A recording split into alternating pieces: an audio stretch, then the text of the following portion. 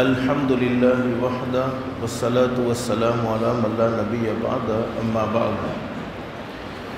ترمذی شریف میں حدیث موجود ہے جس کا مفہوم ہے کہ ایک مرتبہ حضرت اقدس نبی کریم صلی اللہ علیہ وسلم تشریف فرما ہے، صحابہ کرام بیٹھے ہوئے ہیں۔ ایک صحابی نے حضرت نبی کریم صلی اللہ علیہ وسلم سے پوچھا، اللہ کے نبی کبھی کبھی ہم اچھی ٹوپی پہنتے ہیں، اچھا کپڑا پہنتے ہیں، اچھا جوتا پہنتے ہیں، پھر دل خوش ہوتا ہے، تو کیا یہ خوش ہونا تکبر میں داخل تو نہیں ہے؟ یعنی یہ گھمنڈ تو نہیں ہے کہ ہم اچھی ٹوپی پہنیں، اچھا کپڑا پہنیں، اچھا جوتا پہنیں، پھر دل میں خوشی محسوس ہوتی ہے، تو کیا یہ گھمنڈ میں داخل تو نہیں؟ تو حضرت نبی کریم صلی اللہ علیہ وسلم نے فرمایا بالکل نہیں، بلکہ حدیث شریف کے الفاظ کہ اللہ رب العالمین جمال ہے اور اپنے بندے پر بھی جمال کو پسند فرماتے، یعنی خوبصورتی کو پسند فرماتے ہیں، یعنی رب العالمین خود بھی خوبصورت ہے اور اپنے بندے پر بھی خوبصورتی کو دیکھنا چاہتے ہیں۔ مطلب اچھی ٹوپی پہننا، اچھا کپڑا پہننا، وی آئی پی زندگی گزارنا، یہ گھمنڈ اور یہ تکبر بولو نہیں ہے۔ تو پھر صحابی نے پوچھا اللہ کے نبی گھمنڈ اور تکبر یہ کیا ہے؟ تو حضور صلی اللہ علیہ وسلم نے فرمایا گھمنڈ اور تکبر تو یہ ہے کہ آدمی اپنے آپ کو اچھا سمجھے اور دوسروں کو کمتر، حقیر اور ذلیل سمجھے، خود کو بہت اچھا سمجھتا ہے، پھر جتنے اس کو نظر آتے ہیں وہ سب اس سے کمتر نظر آتے ہیں،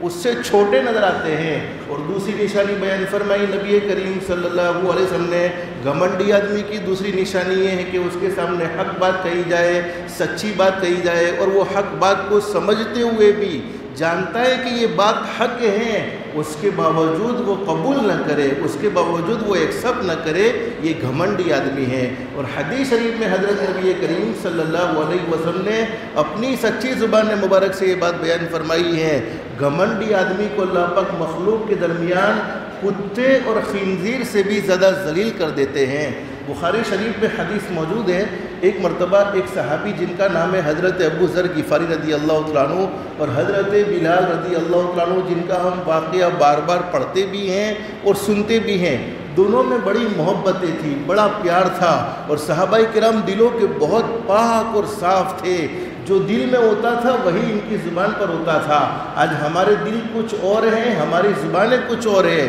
اور حدیث شریف میں حضرت نبی کریم صلی اللہ علیہ وسلم نے ارشاد فرمایا میری امت پر قیامت کے قریب ایک زمانہ ایسا آئے گا، قیامت کے قریب ایک دور ایسا آئے گا کہ لوگوں کی زبان تو شہد سے زیادہ یعنی مد سے زیادہ میٹھی ہوگی، لیکن دل بھیڑیے سے بھی زیادہ گندے ہو چکے ہوں گے۔ آپس میں جب ملیں گے تو زبان سے تو بہت میٹھی میٹھی باتیں کریں گے، لیکن تھوڑے سے دور ہو جائیں گے، پھر وہ غیبت، پھر وہ حسد، پھر وہ جلن، پھر وہ دشمنیوں کی جو آگ بھڑکتی ہیں، جس کی وجہ سے سارے نیک اعمال جلا کر برباد کر دیتی ہیں۔ تو حضرت ابو ذر غفاری رضی اللہ تعالیٰ عنہ اور حضرت بلال رضی اللہ تعالیٰ عنہ دونوں میں آپس میں بڑی محبت تھی، لیکن کبھی کبھی ساتھ میں رہنے کی وجہ سے بولو لڑائی جھگڑا بھی ہو جاتا ہے، انبن خنبن ہو جاتی ہے، تو دونوں میں آپس میں اختلاف ہو گیا، لڑائی جھگڑا ہو گیا، انبن خنبن ہو گئی۔ تو حضرت ابو ذر رضی اللہ تعالیٰ عنہ بڑے خوبصورت تھے، اور حضرت بلال کو ہم جانتے ہیں کہ وہ بدن کے اعتبار سے بڑے کالے تھے، حالانکہ دل ان کا بہت خوبصورت تھا، دل بڑا پاکیزہ تھا،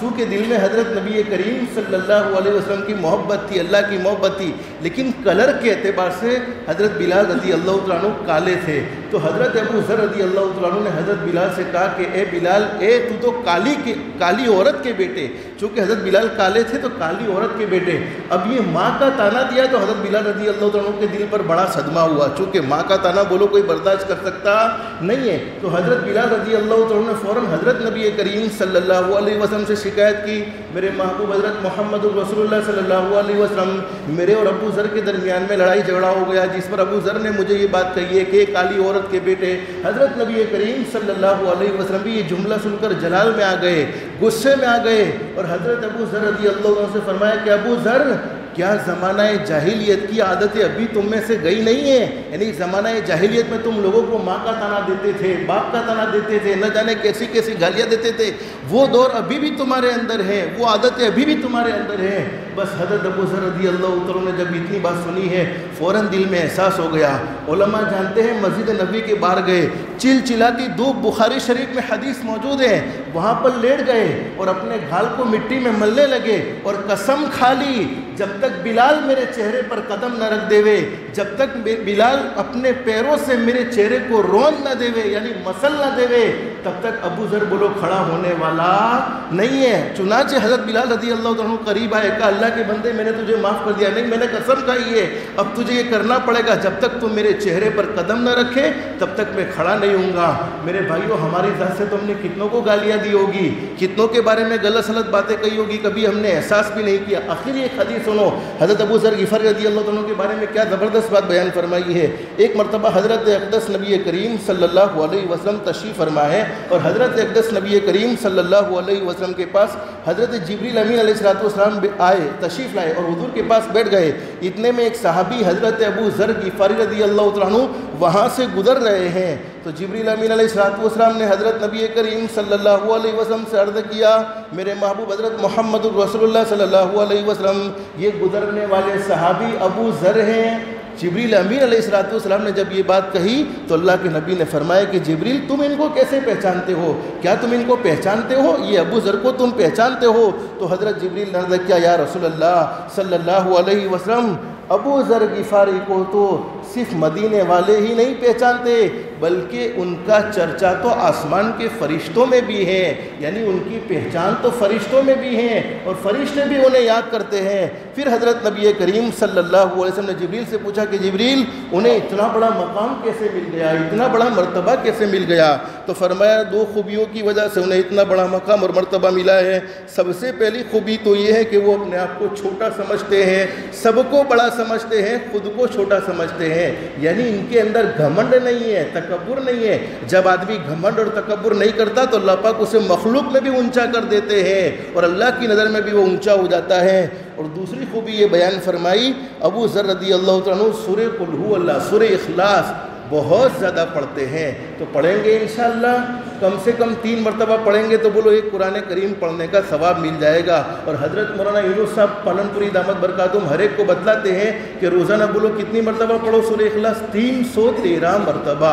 جس کی برکت سے اللہ کی محبت دل میں آئے گی، اور اللہ کی محبت دل میں آئے گی تو بولو دل میں سے گھمنڈ نکل جائے گا، دل میں سے حسد نکلے گا، دل میں سے دشمنیاں نکلے گی، اور ہم کسی کو بولو چھوٹا، حقیر اور ذلیل نہیں سمجھیں گے۔ روزانہ کی طرح آج بھی ایک چھوٹی سی دعا بتلاتا ہوں، بہت چھوٹی دعا ہے، آپ ایک مرتبہ پڑھ لو یاد ہو جائے گی۔ اللہ ربی پڑھو، اللہ ربی لا شریک لہ، بس اللہ ربی لا شریک لہ۔ حدیث شریف میں فرمایا نبی کریم صلی اللہ علیہ وسلم نے، میرا امتی کوئی بھی پریشانی ہو، تجھے کوئی دشمن پریشان کر رہا ہے، ارے تیرا جینا اس نے مشکل کر دیا ہے، ارے تیرے پیسے کسی نے لے لیے اور تجھے واپس دینے والا نہیں ہے، اور تیرے کاروبار میں تنگی ہے، طرح طرح کی پریشانیوں میں تو مبتلا ہو چکا ہے، اور کبھی کبھی ایسی پریشانیوں کا سامنا کر رہا ہے کہ وہ پریشانی تو خود اندر ہی اندر سہ رہا ہے، کسی کے سامنے بولو کہہ بھی نہیں رہا ہے۔ تو فرمایا نبی کریم صلی اللہ علیہ وسلم نے اس چھوٹی سی دعا کو زبان سے نہیں دل کی گہرائیوں سے، اللہ ربی لا شریک لہ،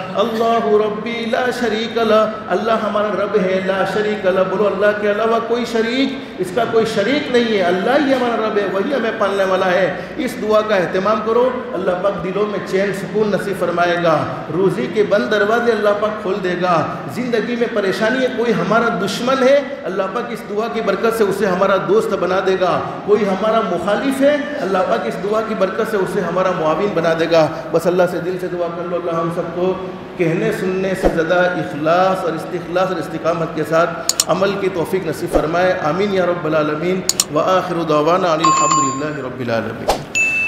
استغفر اللہ، استغفر اللہ۔